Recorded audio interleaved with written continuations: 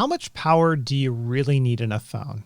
What's going on? It's Rick here. And I've been thinking about that a lot over the past few days here because we're fast approaching, at least at the time of this video, the release of the Pixel 4a. Big thank you to Google for sending this out to me. And this video is not going to be a tech review or a spec rundown or anything like that.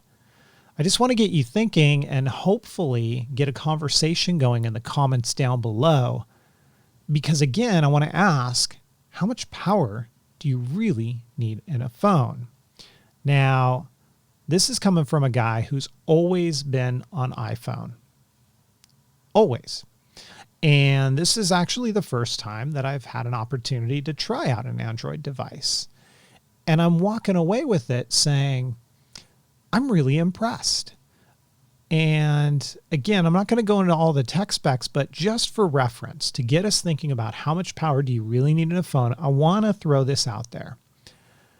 This phone, this little guy, $349 versus something like the iPhone 11 Pro Max, which anywhere between what, $1,000 to $1,400-$1,500. The new Note, same thing. Whenever the iPhone 12 comes out, I'm sure it's going to be around that price point as well. So this is significantly cheaper. And yeah, you can say, well, the build quality is different. It's a polycarbonate material. It's not metal. It doesn't have waterproofing. It doesn't have all of the extra cameras on it. I mean, we're talking about a 12.2 megapixel on the back, an 8 megapixel camera on the front. It does have an OLED display. If I didn't mention already, it doesn't have waterproofing. The battery lasts all day. It doesn't have wireless charging, but it does have fast charging. And I mean, a lot of comparisons are being drawn now saying, yeah, it's got a Snapdragon 730G, which apparently is not the most powerful chipset out there. A lot of people call this either an entry or a mid-level phone. But again, you're going to hear me say this a lot, how much power do you need in a phone? And the only reason why I'm asking that is because it really got me thinking about how much something like this cost versus this. And what is this doing for me that this isn't? So here's the questions that I pose to you. When you think about a phone, what do you use it for? Calls. That doesn't really require any power. Email. No. Games. Well, sure. I mean, it depends, right? What are you going to do with games? Are you going to hardcore game on your smartphone? Because if you are, then yeah, you probably want to have a more powerful flagship phone. But I'm going to come back to that in just a minute. Social media doesn't really require much. Photos and videos?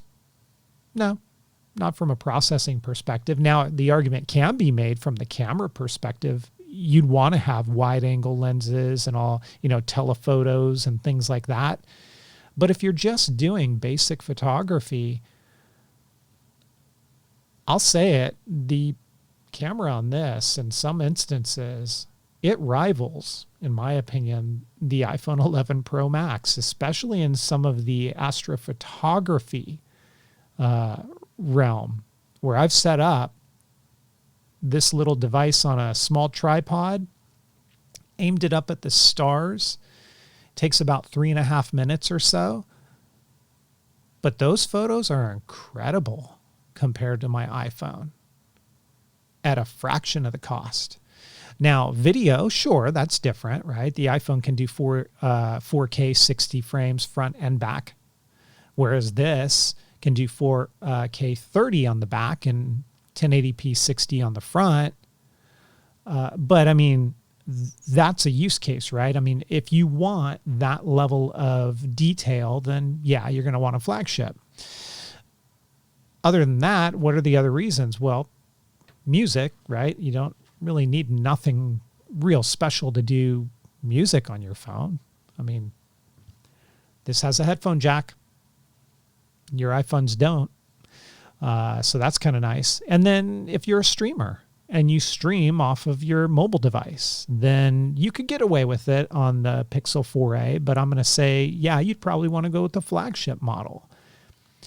But in those instances, I think we are talking about the few and far between. I mean, there's a specific group of people that are going to fall in that arena.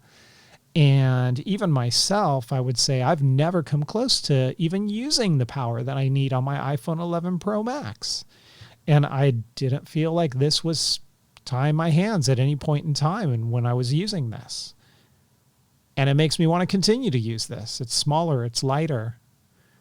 I do wish it had weatherproofing. I don't know that I'm too bothered with the polycarbonate back.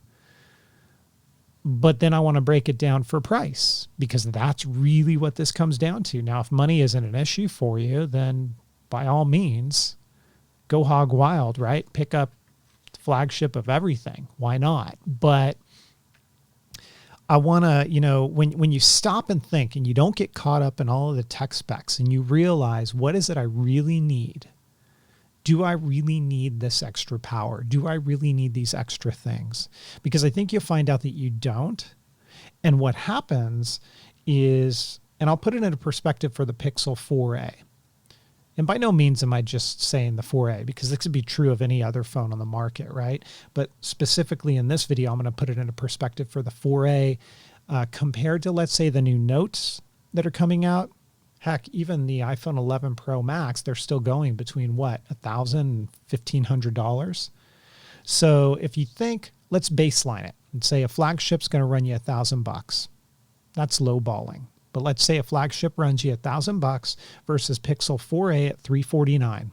Well, if your argument is, I want a game, I mean, if you really want a game, buy a game console. I mean, do you really want to game hardcore on a mobile device? I mean, Candy Crush, Hearthstone, things like that, they'll all run fine on this. But if you want to do, first-person shooters, role-playing games, all that sort of thing, buy a console and let me price it out for you, because check this out.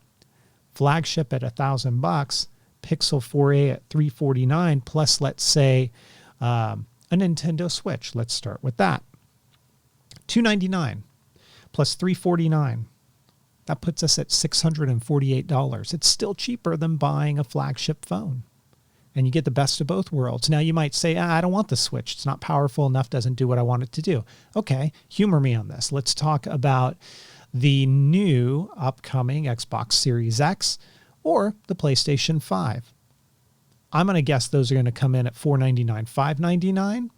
There's some rumors suggesting the Xbox Series X will come in at $599, but let's overshoot it. Let's say $699.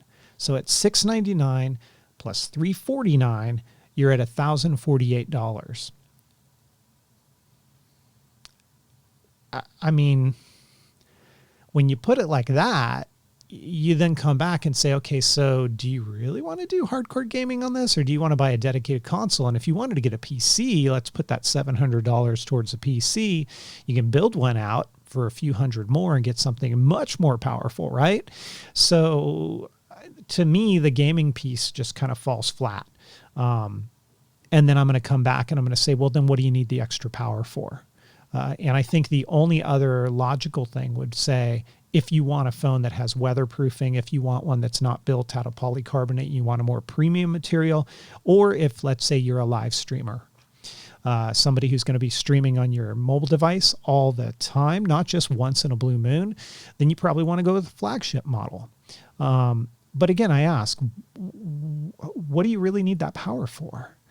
And it's got me thinking, because as I've had the best of both worlds as of right now, top of the line iPhone, Pixel 4a, I'm not seeing a huge difference. I mean, yeah, the video, yeah, the photos, but if, iPhone 12 comes out here, I don't know that I'd be dropping dollars on it, because I don't know what I would really use all that extra stuff for. So, weird video, I know. A little bit of rambling. but it's more me getting kind of my thoughts out here in hopes of having a dialogue with you guys, because I want to hear what you guys think. This almost opened my eyes a little bit to the perspective of, am I getting caught up in the numbers with all these new devices? And it's got the latest and greatest and the most powerful chipset ever and blah, blah, blah, blah, blah. But do you really need that? What do you need that for? I mean, if you're doing work productivity apps on your phone and that's your only way of doing it, I guess. But I mean, if you're doing work productivity, wouldn't you just get a tablet or a laptop? I mean, I don't know. I'm just trying to work this one out. So let me know in the comments down below what your thoughts are on this. I mean, again, this isn't like a scathing one way or another on the Pixel 4a. Ultimately, you know, in a nutshell, I'm going to say this is a winner in my book. It's fantastic. It seriously has me considering if I'm going to turn my iPhone over to this guy full time, because it's just refreshing to have something light, slim. I do miss the fact that it's not weatherproofed. Makes me a little uneasy, but at the $349 price point, I mean, if I'm going to break a phone by accident, would I rather have a $1,000 plus one break or a $349 one break? So I don't know. I think this is going to be a big winner for a lot of people, whether it be kids that are getting into phones for the first time at $349, whether it be somebody who just wants to get an affordable device that takes fantastic, stunning photos, in my opinion, that in some instances rival what I'm seeing on my iPhone, especially with some of the astral photography that you can do on this. It's pretty compelling. So let me know in the comments down below what your thoughts are on this. Are we getting caught up in numbers these days on these mobile devices? Is it really necessary? If it is, for what? I would love to hear it, because I'm trying to figure this one out. Especially as for this year, we have a bunch of new stuff coming out, like new tech toys, new Xbox, new PlayStation. If you're in the VR realm, we've got a new Oculus that is rumored to come out as well. So again, unless, you know, you got money bags, you got to pick and choose. And yeah, so let me know in the comments down below. I'd love to hear your thoughts. If you guys like the video, please give it a thumbs up. I really would appreciate that. We are well on our way. I've said it before, to 30,000 subscribers. So if you haven't hit that subscribe button yet, please do me a favor and hit it on the way out. And I will catch you guys next time. Take care.